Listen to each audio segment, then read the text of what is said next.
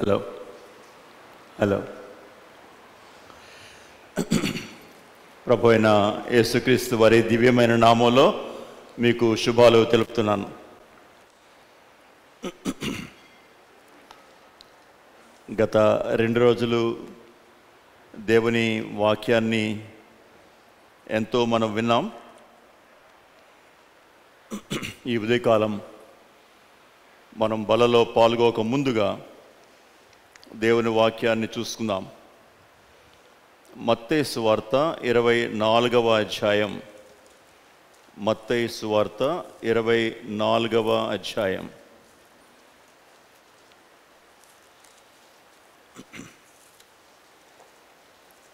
మత్తయి సువార్త 24వ అధ్యాయం 45వ వచనం నుంచి 51. 45వ వచనం నుంచి 51వ వచనం వరకు.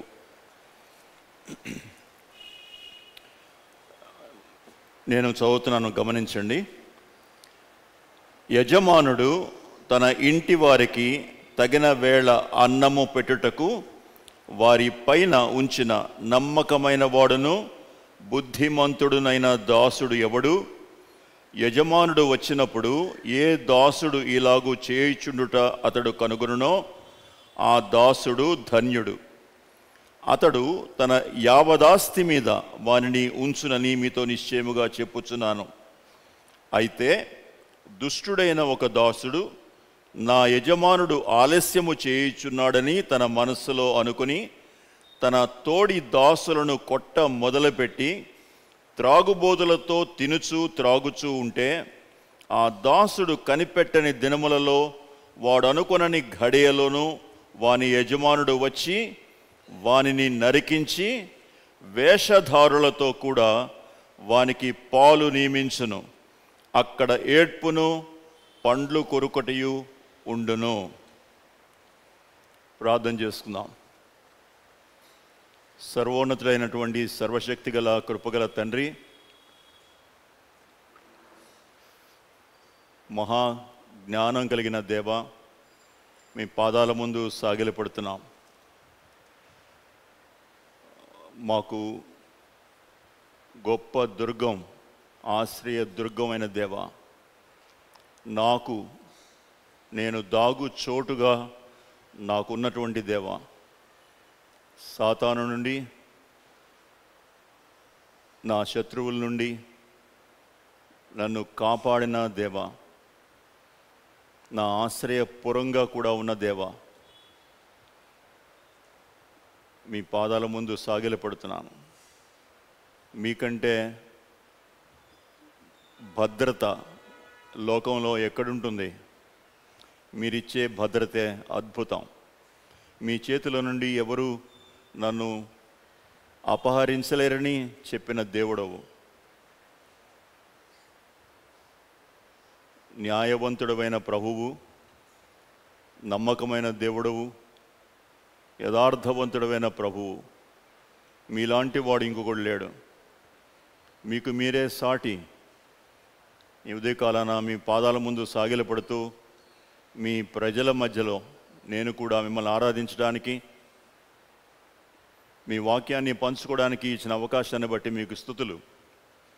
మీ వాక్యాన్ని చెప్పబోతుండగా కావలసిన మీ యొక్క ఆత్మదేవుని అభిషేకం,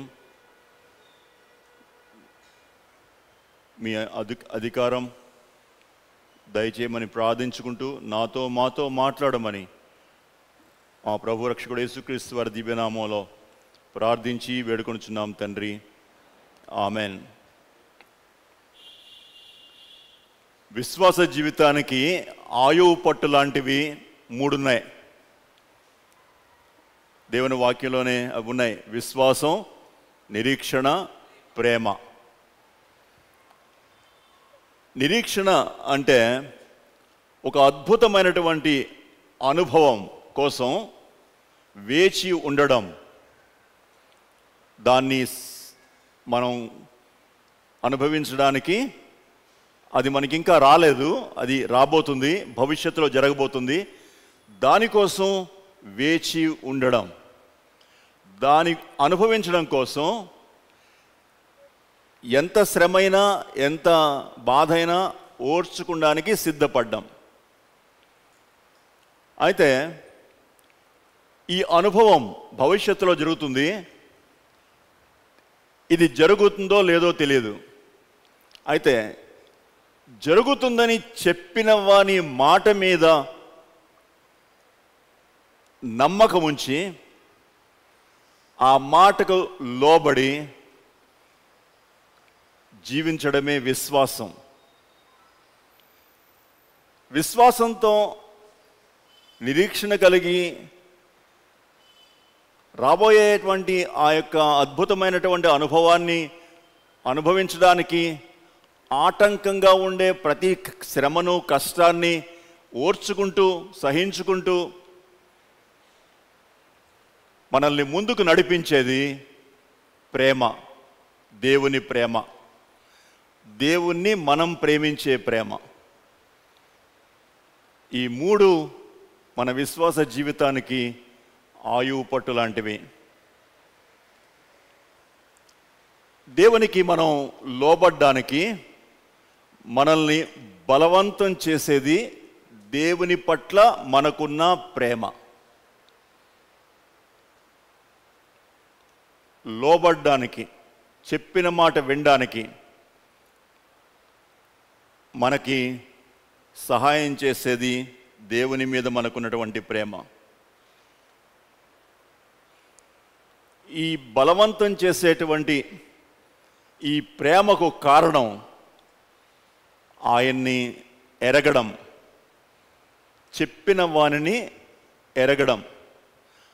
ఎంత అర్థం చేసుకుంటామో ఆయన్ని అంత ఎక్కువగా ప్రేమిస్తాం. ఆయనలో, ఆయనతో ప్రేమలో పడతాం. యేసు ప్రభువారితో ప్రేమలో పడిన వ్యక్తి ఆయన ఏం చెప్తే అది చేస్తాడు. కారణం ఆయన ప్రేమ అంత బలమైంది. ఆయనను అర్థం చేసుకునే కొలది ఆయన్ని ప్రేమించగలం. ఆయన్ని ప్రేమించే కొలది ఆయనకు లోబడగలం. ఆయనకు లోబడే కొలది ఫలించగలం. కాబట్టి మన జీవితానికి, మన విశ్వాస జీవితానికి అతి ప్రధానమైనది ఆయన్ని ఎరగడం. చాలామందికి వాళ్ళ రక్షకుని గురించి, వాళ్ళ దేవుని గురించి సరి అయినటువంటి అవగాహన లేదు. అందుకనే ఆయన్ని ప్రేమించలేకపోతున్నాం. యేసు ప్రభువుతో ఉన్నటువంటి ప్రేమ బంధం ఆయన కోసం ఆశతో ఎదురు చూడడానికి సహాయం చేస్తుంది. మత్తయి సువార్త 24వ అధ్యాయంలో యేసు ప్రభువారిని శిష్యులు 3 ప్రశ్నలు వేశారు. ఒలీవల కొండ మీద జరిగినటువంటి సంభాషణ లేకపోతే సదస్సు, ఆలివెట్ కాన్వర్జేషన్ అని అంటారు. ఒలీవల కొండ మీద శిష్యులకి ప్రభువుకి మధ్యలో నడిచినటువంటి ఈ సంభాషణ 3 ప్రశ్నల మీద ఉంటుంది. వాళ్ళు అడిగారు 3 ప్రశ్నలు. ప్రభువా, మొదటి ప్రశ్న ఏంటంటే, ప్రభువా, యెరూషలేము దేవాలయం ఎప్పుడు నాశనమైపోతుంది? రాయి మీద రాయి ఉండకుండా ఎప్పుడు పడగొట్టబడుతుంది? మొదటి ప్రశ్న. మత్తయి సువార్తలో ప్రభువారు ఆ జవాబు చెప్పలేదు. దానికి లూకా సువార్త 21వ అధ్యాయం 20వ వచనం నుంచి 24 వచనాల వరకు ఉన్నటువంటి ఆ భాగంలో దానికి జవాబు చెప్పారు. రెండవ ప్రశ్న ఏంటంటే, ప్రభువా, మీ రాకడకు సూచనలేంటి అని అడిగారు. దానికి ప్రభువారు 24వ అధ్యాయం 29వ వచనం నుంచి 44వ వచనం వరకు జవాబు చెప్పారు. మూడవ ప్రశ్న, ఈ యుగాంతానికి సూచనలేంటి అని అడిగారు. దానికి ప్రభువారు 24వ అధ్యాయం 4వ వచనం నుంచి 8వ వచనం వరకు జవాబిచ్చారు. నేను ఈ రోజున యేసు ప్రభు వారి రెండవ రాకడకి సంబంధించిన సూచనల గురించి నేను మాట్లాడట్లేదు. అయితే ఆయన రాకడ విషయంలో సంఘం యొక్క స్పందన గురించి మాట్లాడుతున్నాను. యేసు ప్రభు వారి రెండవ రాకడకు సంఘం నుంచి వచ్చేటువంటి స్పందన ఏ విధంగా ఉంటుంది? ఎవరైనా మనల్ని ప్రేమించిన వాళ్ళు, మనమంటే చాలా ఇష్టపడేవాళ్ళు, మనం కూడా ప్రేమించేవాళ్ళు వస్తున్నారు మన ఇంటికి అనంటే ఎంత సంతోషపడిపోతామో, ఎంత ఆనందిస్తామో, ఆయన కోసం లేకపోతే ఆమె కోసం ఎలాగ సిద్ధపడతామో ఎంతో ఆనందంతో ఎదురు చూస్తాం. కానీ ఈ దినాల్లో సంఘంలో ఆ ఉల్లాసం, ఆ ఉత్సాహం మన ప్రభు యొక్క రాకడ విషయంలో లేకపోవడానికి కారణం ఏంటి? యేసు ప్రభు వస్తున్నాడంటే భయపడే వాళ్ళే ఎక్కువ సంతోషపడే వాళ్ళకంటే. కారణాలేంటి చూద్దాం ఇవాళ. మత్తయి సువార్త 24వ అధ్యాయం చివరి భాగం నుంచి, అంటే 24వ అధ్యాయం 45వ వచనం నుంచి 25వ అధ్యాయం 30వ వచనం వరకు యేసు ప్రభు వారు 3 ఉపమానాలు చెప్పారు. ఈ 3 ఉపమానాలు సంఘం ఆయన రాకడకు ఎలాగ స్పందించాలి, ఎలాగ స్పందిస్తుంది అనే విషయాల్ని చెప్తూ వచ్చారు. ఈ 3 ఉపమానాల్లో 3 రకాల విశ్వాసుల్ని మనం చూడొచ్చు. ఆ విషయాలు మనం చూద్దాం. ప్రభువు రెండవసారి భూమి మీదకి వచ్చే ముందు ఒక అద్భుతమైనటువంటి సంఘటన జరుగుతుంది విశ్వవ్యాప్తంగా. దీన్ని సంఘం ఎత్తబడడం అని అంటారు. ఇంగ్లీష్లో ర్యాప్చర్ అని అంటారు. సంఘం ఎత్తబడడం ఇది విశ్వవ్యాప్తంగా జరిగేటువంటి ఒక అద్భుతమైన సంఘటన. క్రీస్తు ప్రభువారు రెండవసారి రాక ముందుగా ఒక 7 సంవత్సరాలకు ముందు జరుగుతుంది. ఈ యొక్క అంటే ఎవరు ఎత్తబడతారు, దీంట్లో ఎవరు పైకి వెళ్ళిపోతారు, మన సంఘంలో ఎవరు వెళ్ళిపోతారు, ఎవరు ఉండిపోతారు అనేది అర్థం చేసుకోవాలంటే యేసుక్రీస్తు ప్రభువారిని స్వంత రక్షకుడిగా అంగీకరించి తమ పాపాలని ఆయన రక్తంలో కడుక్కుని ఆత్మ ద్వారా తిరిగి జన్మించిన వాళ్ళు మాత్రమే. వీళ్ళని సార్వత్రిక సంఘం అంటారు. సార్వత్రిక సంఘం ప్రపంచంలో ఉండేటువంటి అన్ని సంఘాలలో ఉన్నటువంటి విశ్వాస గుంపు, వాళ్ళ లిస్టు దేవుని పట్టీలో ఉంటుంది, సార్వత్రిక సంఘం పట్టీలో ఉంటుంది. అది దేవునికి తెలుసు. వాళ్ళు మాత్రమే ఇక్కడి నుంచి వెళ్ళిపోతారు. సమాధుల్లో ఉన్న వాళ్ళు కూడా బయటకు వస్తారు. అంటే పెంతికోస్తు దినం నుంచి మొదటి ప్రారంభంలో, సంఘ ప్రారంభంలో పెంతికోస్తు దినం నుంచి ప్రభు వచ్చేంత వరకు ఎవరైతే రక్షించబడ్డారో వాళ్ళందరూ, చనిపోయిన వాళ్ళు సమాధుల్లోంచి బయటకు వస్తారు.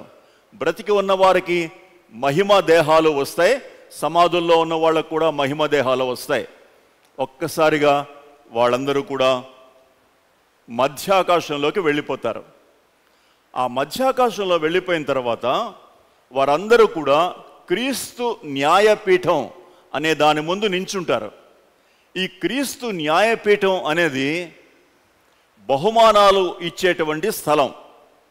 విశ్వాసులు తమ జీవితంలో చేసిన కార్యాలకు, పనులకు లెక్క చూసి బహుమానాలు, జీతం ఇచ్చేటువంటి స్థలం. 1 కొరింథీ పత్రిక 3వ అధ్యాయం 12 నుంచి 15 వరకు ఆ మాటలు ఉన్నాయి. 1 కొరింథీ పత్రిక 3వ అధ్యాయం 12 నుంచి 15 వచనాలు. ఎవడైనను ఈ పునాది మీద బంగారము, వెండి, వెలగలరాళ్ళు, కర్ర, గడ్డి, కొయ్యకాలు మొదలైన వాటితో కట్టిన ఎడల వాని వాని పని కనబడును. ఆ దినము దానిని తేటపరచును, అది అగ్ని చేత బయలుపరచబడును. మరియు వాని వాని పని ఎట్టిదో దానిని అగ్నియే పరీక్షించును. పునాది మీద ఒకడు కట్టిన పని నిలిచిన ఎడల వాడు జీతము పుచ్చుకొనును. ఒకని పని కాల్చివేయబడిన ఎడల వానికి నష్టము కలుగును. అతడు తన మట్టుకు రక్షించబడును, కానీ అగ్నిలో నుండి తప్పించుకున్నట్లు రక్షించబడును.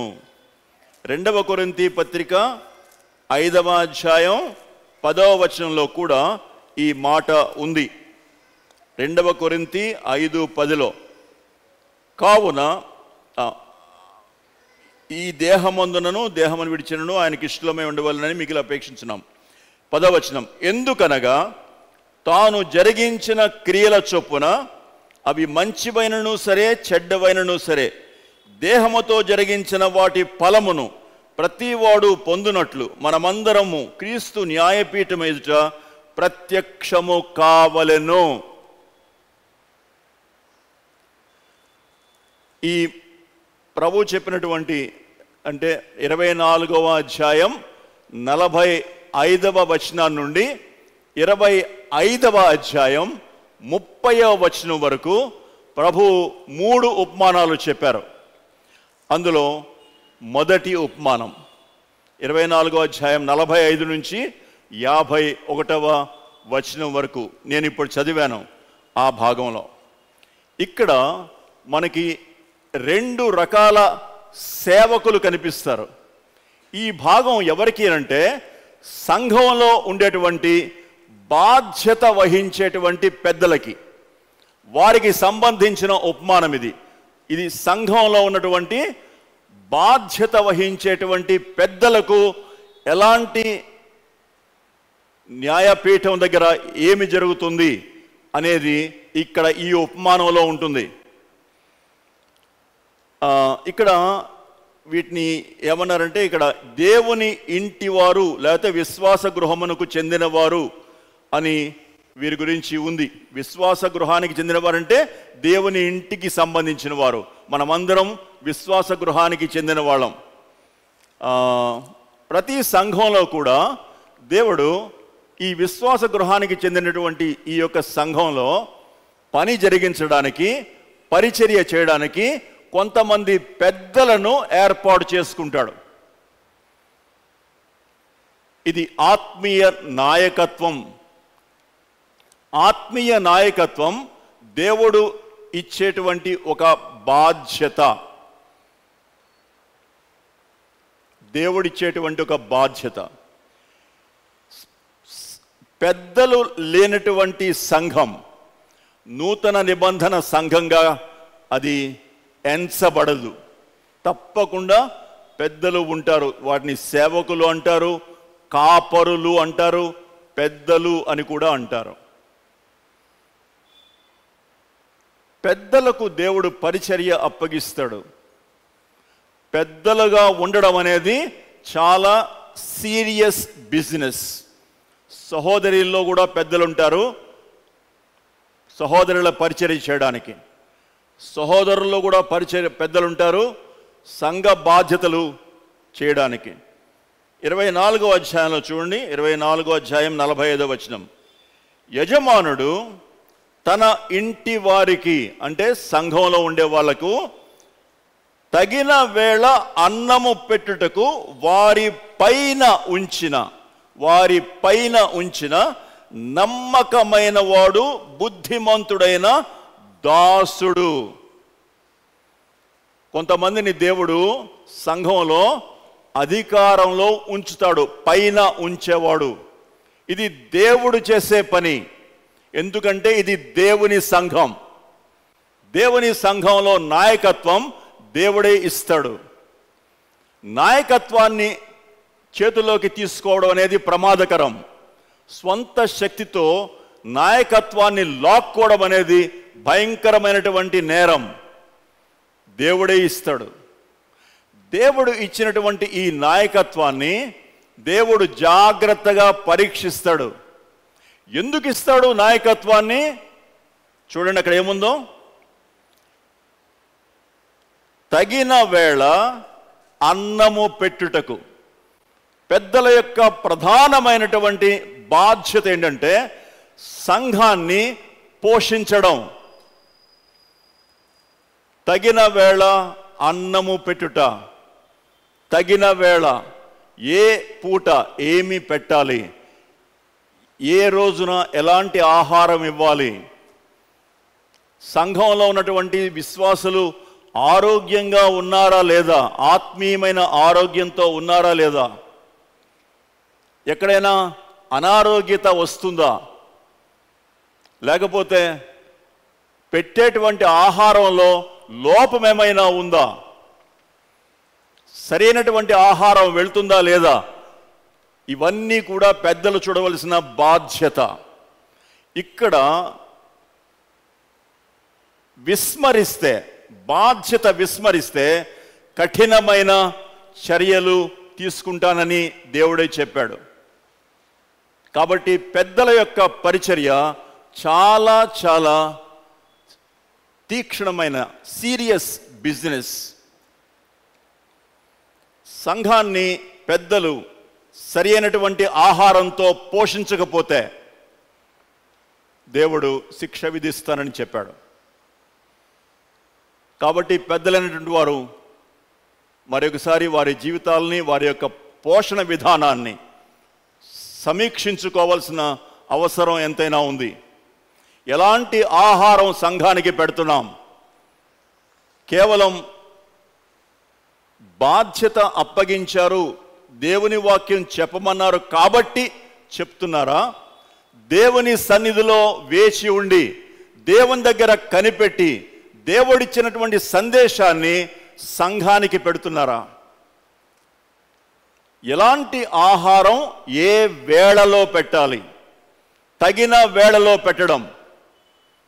తగిన వేళ అనే సమయం కూడా ఉంది అక్కడ.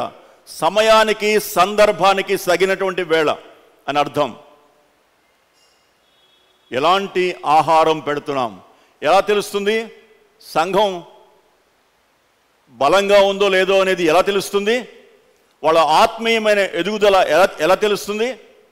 వాళ్ళ ఆరాధించే విధానం, వాళ్ళు ప్రార్థన చేసే విధానం, వాళ్ళ యొక్క సంబంధాలు, వాళ్ళ ఒకరితో ఒకరి సంబంధాల విధానం, వాళ్ళ ఇంట్లో ఉండే సాక్ష్యం, వాళ్ళ ఆఫీసులో ఉండే సాక్ష్యం, వాళ్ళ యొక్క పరిచర్యలో ఉండేటువంటి సాక్ష్యం, ఇవన్నీ కూడా దేవుడు పరిగణనలోనికి తీసుకుంటాడు. అవి చూస్తేనే సంఘం యొక్క ఆత్మీయ స్థితి అర్థమవుతుంది. సంఘం యొక్క ఆత్మీయ స్థితిని ఎప్పటికప్పుడు బేరీజు వేసుకుంటూ తమ యొక్క కార్యక్రమాల్ని నిర్ణయించుకోవాల్సిన బాధ్యత పెద్దల మీద ఉంది. అందుకనే ఆ కఠినమైన మాటలు వాడారు. యెహెజ్కేలు 34, యెహెజ్కేలు గ్రంథం 34వ అధ్యాయం. యెహెజ్కేలు 34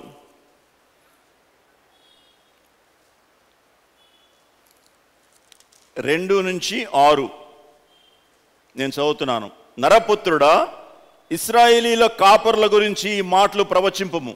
ఆ కాపరులతో ఇట్లనుము, ప్రభువగు యెహోవా సెలవిచ్చినదేమనగా, తమ కడుపు నింపుకొను ఇశ్రాయేలీల కాపరులకు శ్రమ. కాపరులు గొర్రెలను మేపవలను కదా. మీరు క్రొవ్విన గొర్రెలను వధించి క్రొవ్వును తిని బొచ్చును కప్పుకుందురు గాని గొర్రెలను మేపరు. బలహీనమైన వాటిని మీరు బలపరచరు, రోగము గల వాటిని స్వస్థపరచరు, గాయపడిన వాటికి కట్టు కట్టరు, తోలివేసిన వాటిని మరలా తోలుకొని రారు, తప్పిపోయిన వాటిని వెదకరు.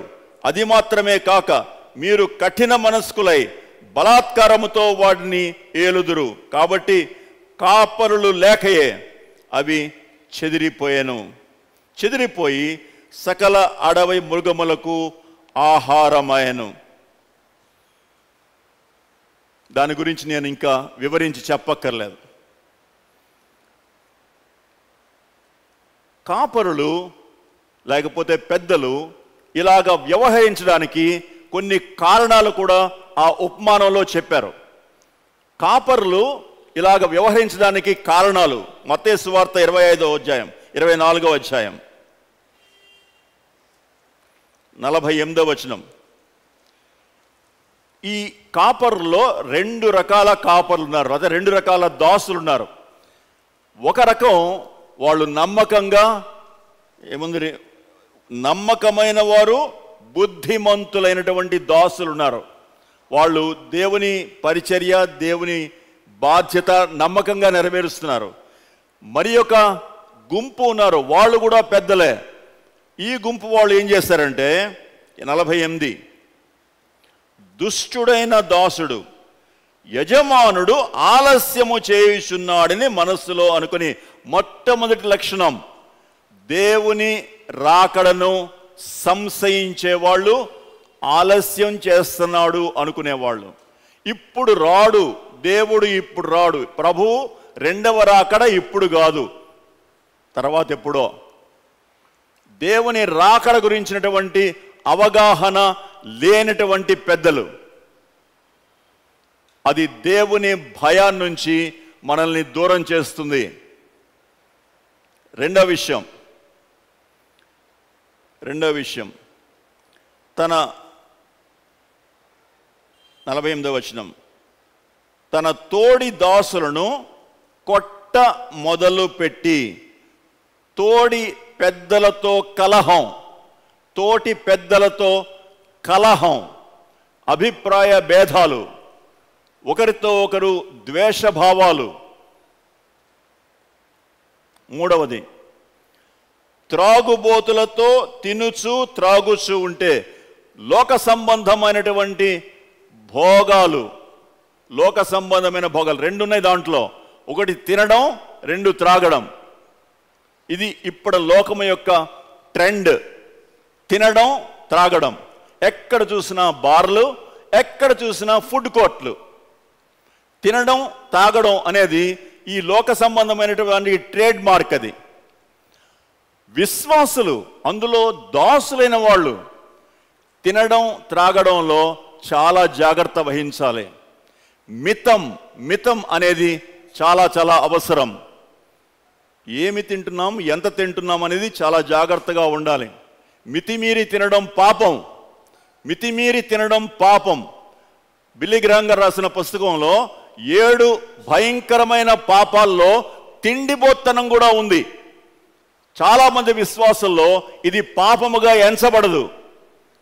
తింటున్నాం అనుకుంటారు, కానీ దేవుని వాక్యం దానికి ఒప్పుకోదు.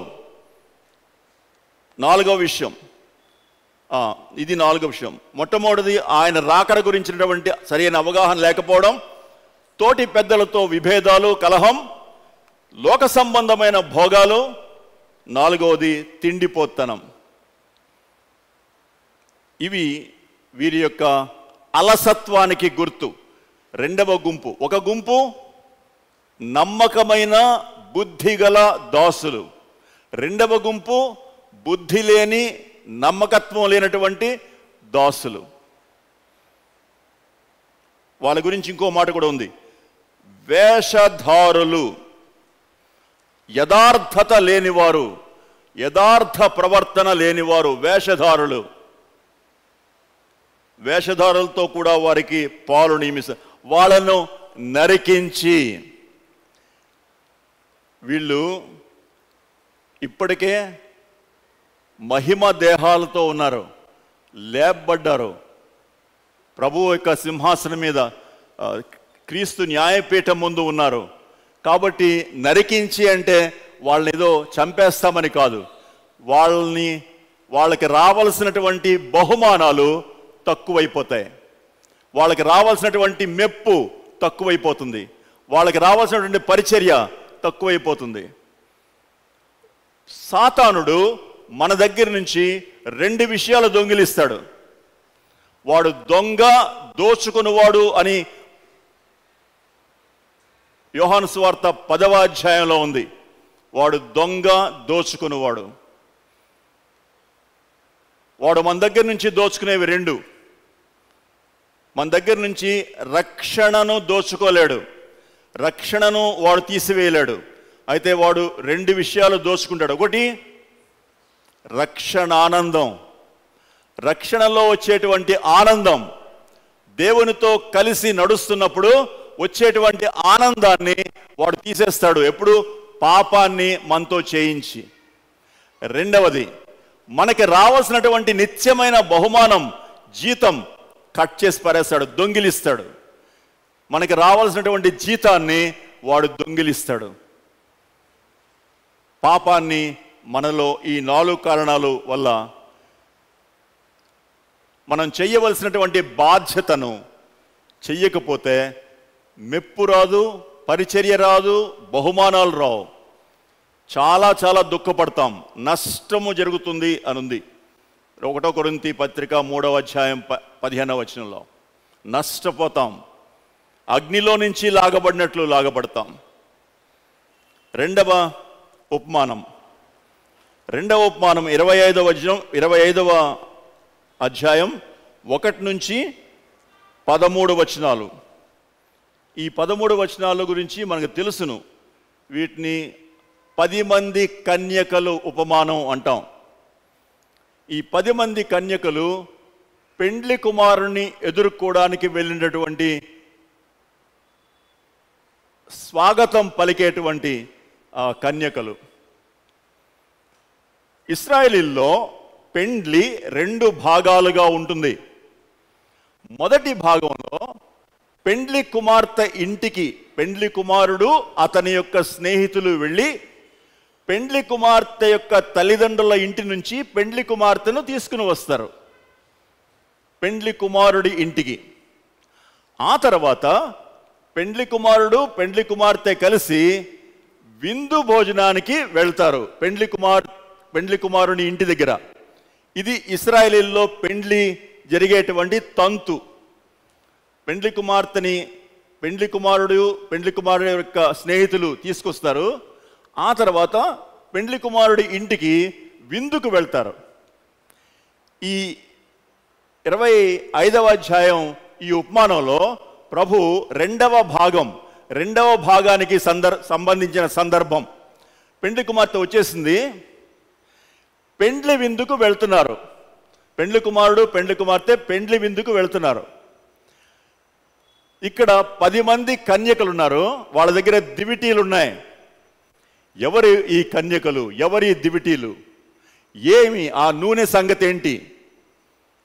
ఈ పెండ్లి కుమారుని ఈ 10 మంది కన్యకలు మనల గురించి చెప్తుంది. సంఘంలో ఉండేటువంటి విశ్వాసులు. మొట్టమొదటి ఉపమానంలో సంఘంలో ఉండేటువంటి పెద్దలు, రెండవ ఉపమానంలో సంఘంలో ఉండేటువంటి విశ్వాసులు. ఈ సంఘంలో ఉండేటువంటి విశ్వాసుల యొక్క చేతుల్లో దివిటీలు ఉన్నాయి. ఏమిటి దివిటీలు? సాక్ష్య జీవితం. ఫిలిప్పీ 2వ అధ్యాయం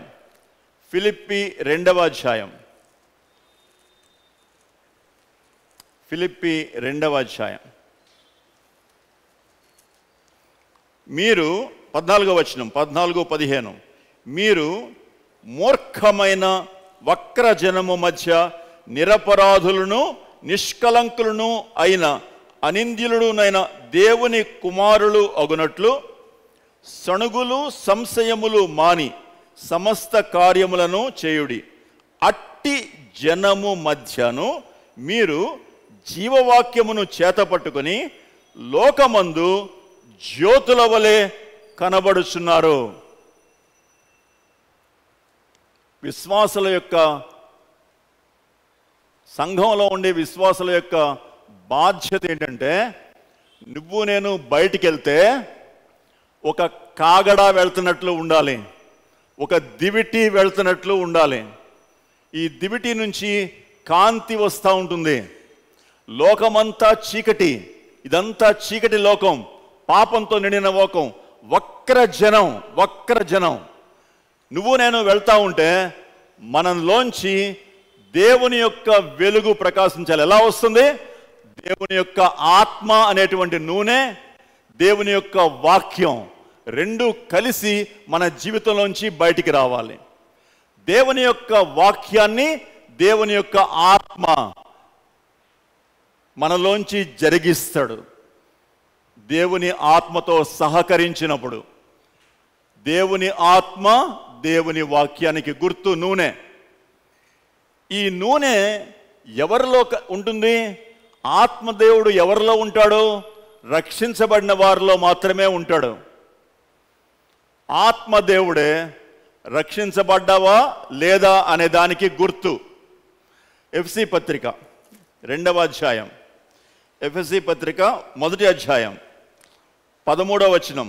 ఎఫెసీ 1:13 మీరు సత్యవాక్యమును అనగా మీ రక్షణ సువార్తను విని, ఇది మొదటి స్టెప్. క్రీస్తునందు విశ్వాసముంచి రెండవ స్టెప్. వాగ్దానము చేయబడిన ఆత్మ చేత ముద్రించబడితిరి. రక్షణలో జరిగేటువంటి 3 దశలు. అది ఒకే రోజు జరగచ్చు, 1-2 రోజుల్లో జరగచ్చు. ముందు సువార్త వింటాం, విశ్వాసం వస్తుంది, ఆత్మచేత ముద్రించబడతాం. ఆ ఆత్మచేత ముద్రించబడడం అనే దానికి ఒక మాట వాడారు. ఈ ఆత్మ మన స్వాస్థ్యమునకు సంచకరువు, ఇంగ్లీష్లో అడ్వాన్స్ అని ఉంటుంది, గ్యారంటీ అని ఉంటుంది. సంచకరువు. ఆ సంచకరువు అనే మాటకు ఒరిజినల్ గ్రీకు పదం ఏం వాడారంటే, పెళ్లి కొడుకు పెళ్లి కూతురికి ఇచ్చిన ప్రధానపు ఉంగరం. పెళ్లి కాలేదు, నేను నిన్ను పెళ్లి చేసుకుంటాను అని వాగ్దానం చేసి పెళ్లి కుమారుడు ఆమెకు ఒక ప్రధానం ఉంగరం ఇచ్చాడు. ఎంగేజ్మెంట్ రింగ్ అంటాం, ఎంగేజ్మెంట్ రింగ్. ఆ ఎంగేజ్మెంట్ రింగే పరిశుద్ధాత్మ దేవుడు. సంఘానికి దేవుడు ఆయన పెండ్లి కుమారుడు. పెండ్లి కుమారుడు ఇచ్చినటువంటి ఆ ఉంగరం, నిన్ను నేను పెళ్లి చేసుకుంటానని వాగ్దానం చేసి ఉంగరం తొడిగాడు మనకి. ఎవరెవరైతే ప్రభువుని అంగీకరించారో వాళ్ళందరికీ పరిశుద్ధాత్మ దేవుడు అనే ఉంగరం ఉంది. ఇది గుర్తు. నేను ఆయనకి సంబంధించిన వాడిని అనే దానికి గుర్తు. ఇక్కడ ఈ 10 మంది కాగడాలు ఉన్నాయి. కాగడాలు పట్టుకుని బయలుదేరారు. అయితే పెండ్లి కుమారుడు రావడం ఆలస్యమైంది. వాళ్ళు నిద్రపోయారు. నిద్రపోయి లేచేటప్పటికి కొంతమంది కాగడాలు ఆగిపోయినాయి. కారణం ఏంటంటే వాళ్ళలో నూనె లేదు.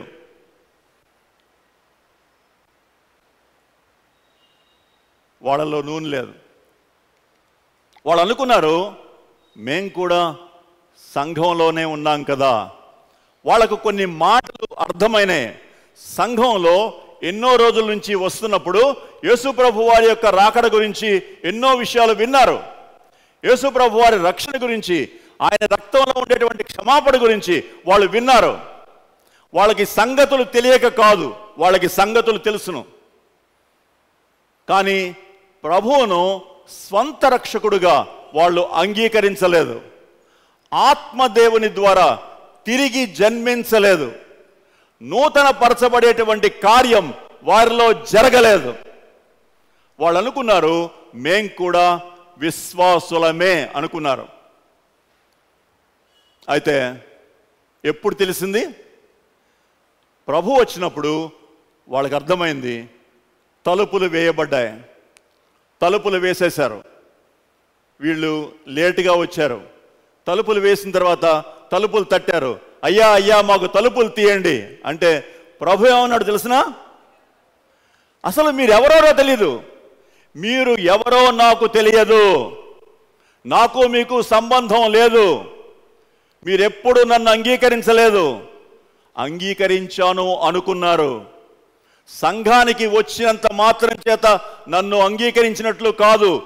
దేవుని యొక్క బలలో పాల్గొన్నంత మాత్రం చేత అంగీకరించినట్లు కాదు. బాప్తిస్మం తీసుకున్నంత మాత్రం చేత అంగీకరించినట్లు కాదు. అంతరంగంలో ఆత్మదేవుడు కలిగించే మార్పు జీవితంలో కాగడాలో కనిపిస్తుంది. నీ జీవితం వెలుగుమయం. మత్తయి సువార్త 5వ అధ్యాయం, మత్తయి సువార్త 5:16, మత్తయి సువార్త 5:16. మనుష్యులు మీ సత్క్రియలు చూచి పరలోకమందున్న మీ తండ్రిని మహిమపరచునట్లు వారి ఎదుట మీ వెలుగు ప్రకాశింపనీయండి. నువ్వు వెళ్తా ఉంటే నీ జీవితం నీ గురించి మాట్లాడాలి. నీ ఆఫీసులో నీ గురించి, నీ ప్రభు గురించి, ప్రభు యొక్క రాకడ గురించి నీ జీవితం మాట్లాడాలి.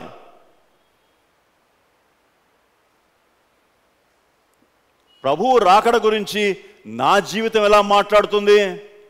ప్రభు రాకడ గురించి నా జీవితం ఎలా మాట్లాడుతుంది? చూడండి, 1వ యోహాను పత్రిక 3వ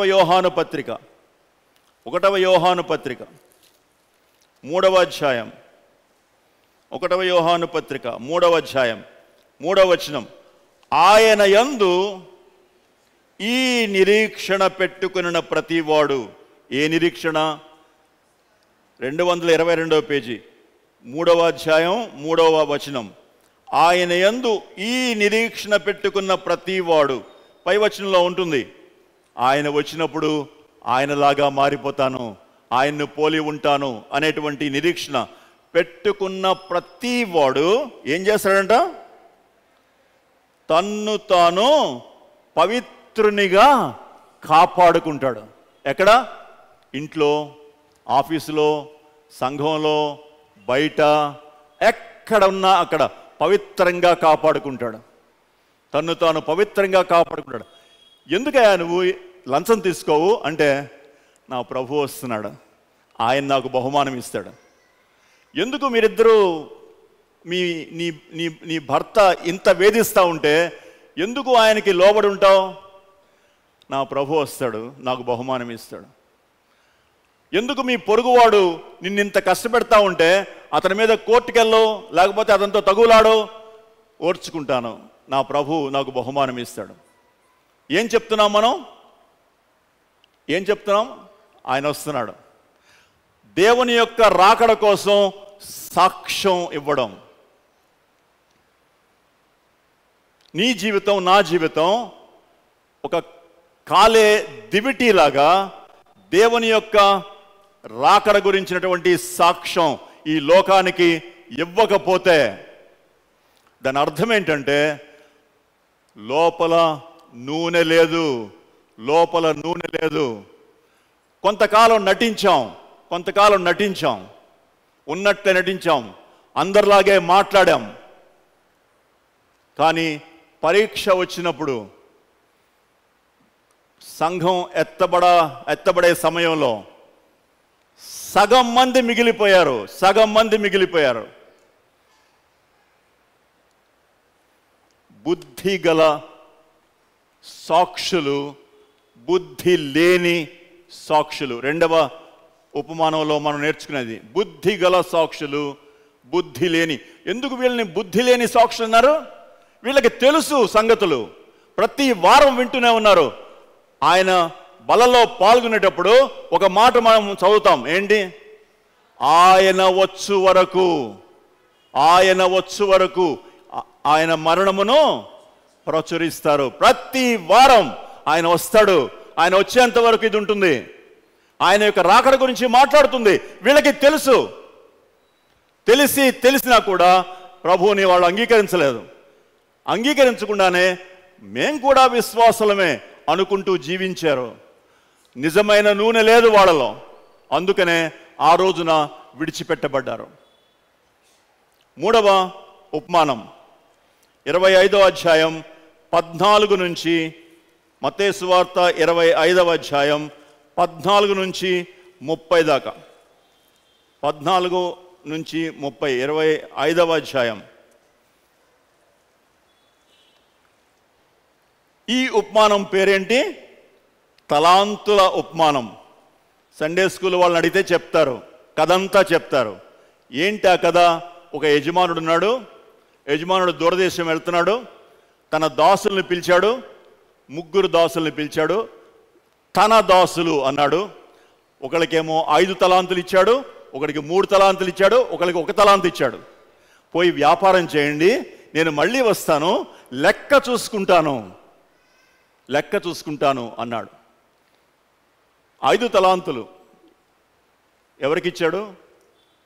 బాగా సామర్థ్యం ఉన్న వాళ్ళకి 5 తలాంతులు ఇచ్చాడు. మధ్య రకం సామర్థ్యం ఉన్న వాళ్ళకి 2 తలాంతులు ఇచ్చాడు. చాలా తక్కువ సామర్థ్యం ఉన్న వాళ్ళకి 1 తలాంతు ఇచ్చాడు. ఎవరి సామర్థ్యము చొప్పున. ఈ తలాంతుల ఉపమానం లూకాసు వార్త 19వ అధ్యాయంలో ఉన్న మీనాల ఉపమానంతో పోల్చకూడదు. వీటికి దానికి కొన్ని సంబంధాలు ఉన్నప్పటికీ ఈ రెండింటినీ పోల్చకూడదు. అక్కడ అందరికీ సమానంగా 1 మీనా మాత్రమే ఇచ్చారు. ఇక్కడ ఒక్కొక్కళ్ళకి వాళ్ళ యొక్క సామర్థ్యం చొప్పున ఇవ్వబడింది. తలాంతు అంటే ఏంటి తెలిసిన? ఆ దినాల్లో తలాంతు అంటే 20 సంవత్సరాల జీతం. 20 సంవత్సరాల జీతం. ఒకవేళ జీతం 50,000 అనుకుందాం. 50,000 అయితే నెలకి 50,000, సంవత్సరానికి 6 లక్షలు. 20 సంవత్సరాలకి 1,20,00,000. అది తలాంత్ అంటే. 20 సంవత్సరాల జీతం. దేవుడు ఒకళ్ళకి 5 తలాంతులు ఇచ్చాడు డబ్బు, ఒకళ్ళకి 2 ఇచ్చాడు, ఒకళ్ళకి 1 ఇచ్చాడు. ఎవరి సామర్థ్యం చొప్పున వాళ్ళకి ఇచ్చాడు. తలాంతులు అనేవి దేవుడు మనకిచ్చేటువంటి అవకాశాలు, మన సామర్థ్యాన్ని బట్టి మనకిచ్చే అవకాశాలు. అందుకనే దేవుడు అందరికీ సమానంగా ఇవ్వలేదు. అంటే తక్కువ సామర్థ్యం ఉన్న వాళ్ళకి 5 తలాంతులు ఇచ్చాడు అనుకోండి, ఆ భారం కింద అతను నలిగిపోతాడు. అలాగే 5 బాగా సామర్థ్యం ఉన్న వాళ్ళకి 1 తలాంతు ఇచ్చాడు అనుకోండి, చిన్నబుచ్చుకుంటాడు. అరే నాకేంటి ఇంతది 1 ఇచ్చాడు. అందుకనే దేవుడు చాలా తెలివైన వాడు. ఆయన ఎవరికి ఎంత ఇవ్వాలో అంతే ఇస్తాడు. నీ సామర్థ్యం దేవుడు తెలుసు. నువ్వు ఎంత సామర్థ్యం గలవాడవో దేవుడు తెలుసు. నా సామర్థ్యం ఎంతో దేవుడు తెలుసు. మన సామర్థ్యాన్ని బట్టి మనకి అవకాశాలు వస్తాయి. అవకాశాలని ఏ విధంగా సద్వినియోగం చేసుకుంటామో దాని మీదే మన బహుమానం ఆధారపడి ఉంటుంది. అవకాశాలని సద్వినియోగం చేసుకోవడం. ఇప్పుడు మనం ఎక్కడున్నామంటే, ఇప్పుడంటే ఈ కాలం 25వ అధ్యాయం 18వ వచనానికి 19వ వచనానికి మధ్యలో ఉన్నాం. 25వ అధ్యాయంలో 18వ అధ్యాయం 19వ అధ్యాయం మధ్యలో ఉన్నాం. ఏముంది అక్కడ చూడండి. అయితే ఆ బహుకాలం 19 బహుకాలమైన తర్వాత ఆ దాసుల యజమానుడు వచ్చి 18వ అధ్యాయంలో వాళ్ళకి తలాంతులు ఇచ్చాడు, వెళ్ళిపోయాడు, దూరదేశం వెళ్ళిపోయాడు. 19వ వచనంలో ఆయన మళ్ళీ వచ్చాడు లెక్క చూసుకోవడానికి. ఈ రెండిటి మధ్య కాలంలో ఉన్నాం ఇప్పుడు మనం. ఈ కాలం ఏంటి? వెళ్ళిపోయాడు, ఇంకా రాలేదు, వస్తాడు. ఈ మధ్య కాలంలో మనం ఉన్నాం.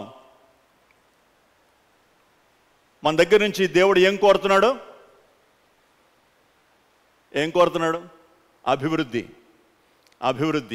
నీకు ఇచ్చిన సామర్థ్యంతో ఏమి చేస్తున్నావు? సహోదరుడా, సహోదరి, ఇది మన అందరికీ సంబంధించింది. మొట్టమొదటిది పెద్దలకి, రెండవది విశ్వాసులందరికీ. అయితే అందులో సగం మంది నిజమైన వాళ్ళు, సగం మంది నకిలీ విశ్వాసులు. మూడవ ఉపమానం అందరినీ ఉద్దేశించి, విశ్వాసులందరినీ, నకిలీ వాళ్ళని కాదు, విశ్వాసులందరినీ ఉద్దేశించి చెప్పింది. ఈ 3 దాసులు కూడా విశ్వాసులే. ముగ్గురు దాసులు కూడా విశ్వాసులే. తన దాసుడు అని చెప్పాడు వాడు మొట్టమొదట, తన దాసుడు. కాబట్టి ముగ్గురు విశ్వాసులే. అందులో ఇద్దరు మంచి దాసుడు, ప్రయోజనకరమైన దాసుడు. ఒకడు నిష్ప్రయోజనమైన దాసుడు. ప్రయోజనకరమైన దాసులు, నిష్ప్రయోజనమైన దాసులు. బుద్ధిగల సాక్షులు, బుద్ధి లేని సాక్షులు. నమ్మకమైన పనివాళ్ళు, నమ్మక ద్రోహులైన పనివాళ్ళు. సంఘంలో ప్రభు తన రాకడ విషయంలో వీళ్ళు ఎలాగ స్పందిస్తారో చెప్తూ వచ్చాడు ఈ 3 ఉపమానాల్లో. 3వ ఉపమానంలో ఆయన చెప్తూ ఏమన్నాడు? మొదటి ఇద్దరిని మెచ్చుకున్నాడు. వాళ్ళు 5 ఇస్తే 5 సంపాదించారు. బడా నమ్మకమైన మంచి దాసుడా. నమ్మకత్వం, యథార్థత. నమ్మకత్వం అంటే యథార్థత. బడా నమ్మకమైన మంచి దాసుడా. ఇద్దరిని ఒకే మెప్పు వచ్చింది, ఇద్దరికి ఒకే బహుమానం కూడా వచ్చింది.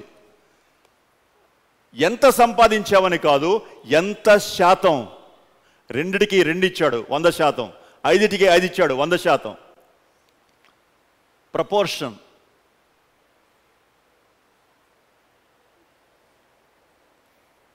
మొదటి ఇద్దరిని మెచ్చుకున్నాడు. వాళ్ళు పనివాళ్లగా ప్రారంభించారు, పరిపాలకులుగా హెచ్చించాడు. పనివాళ్లగా ప్రారంభించారు, పరిపాలకులుగా హెచ్చించాడు ప్రభు. వాళ్ళు కొద్ది వాటిలో నమ్మకంగా ఉన్నారు, అనేకమైన బాధ్యతలు నిత్యత్వంలో చేపట్టమని చెప్పాడు. వాళ్ళు ఈ లోకంలో ఉన్నప్పుడు కష్టపడ్డారు, చెమటోడ్చారు, నష్టపోయారు, త్యాగం చేశారు.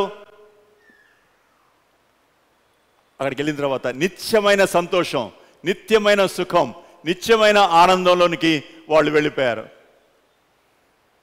దేవుడు యథార్థవంతుడు, న్యాయవంతుడు.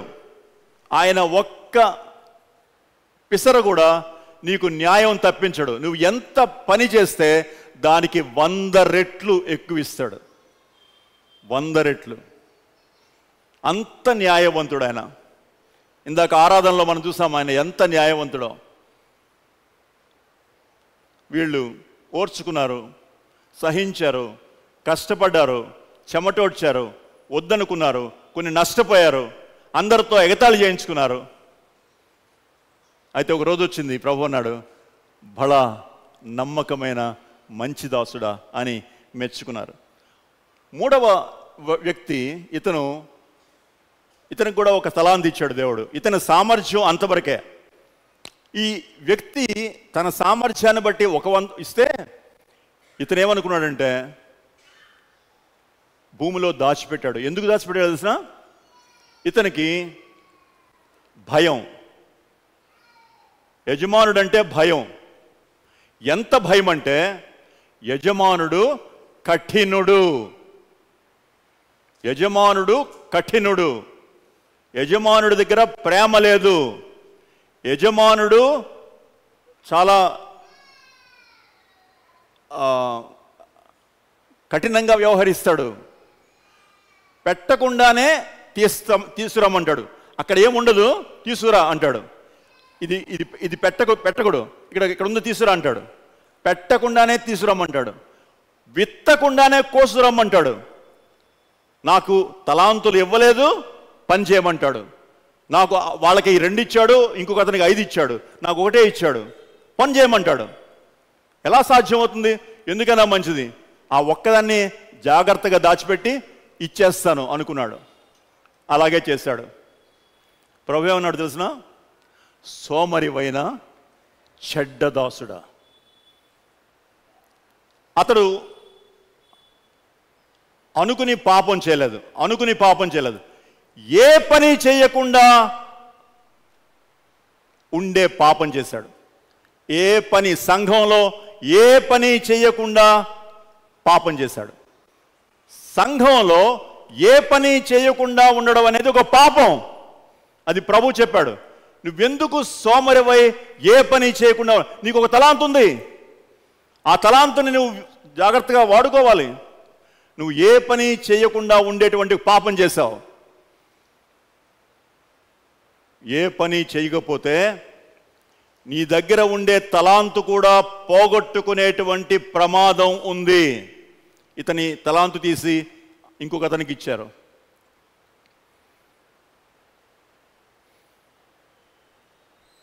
ఇతని యొక్క సమస్య ఏంటంటే, ఈ వ్యక్తి యొక్క సమస్య దేవుణ్ణి అర్థం చేసుకోలేదు. దేవుణ్ణి అర్థం చేసుకోలేదు. మనం మొట్టమొదటి చెప్పాను నేను, దేవుణ్ణి ఎరగడం అనేది అతి ప్రాముఖ్యమైనటువంటి సంగతి. ఎరగడం ద్వారా దేవుణ్ణి ప్రేమిస్తాం, ప్రేమించడం ద్వారా దేవునికి లోబడతాం, లోబడడం ద్వారా ఫలం వస్తుంది. ఇతను దేవుణ్ణి అర్థం చేసుకోలేదు. దేవుడు కఠినుడు అనుకున్నాడు, కానీ దేవుడు మహాప్రేమ గలవాడు. ప్రభువా నాకు చేత కావట్లేదు అంటే చెయ్యందిస్తాడు. నా వల్ల కావట్లేదు అంటే భుజం మీద చెయ్యేసి నడిపిస్తాడు.